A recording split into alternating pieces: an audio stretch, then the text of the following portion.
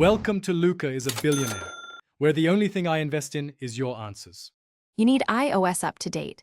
This ensures Action Mode has the latest stabilization improvements. Once done, open the camera app, swipe to video, and tap the small Action Mode icon that switches on Enhanced Stabilization. Make sure you start with the wide lens when possible. It gives more room for smoothing. Now press record and move with intention. Walk smoothly, keep elbows in, and let the algorithm handle jitter while you focus on framing.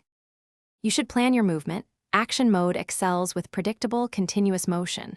Once you press record, walk with a slight bend in your knees or pan slowly. Avoid jerks and sudden turns. Make sure to lock exposure and focus by holding on the subject before you start. This prevents mid-shot shifts. Also, keep zoom low, use 0, 5 to 1x for best stabilization.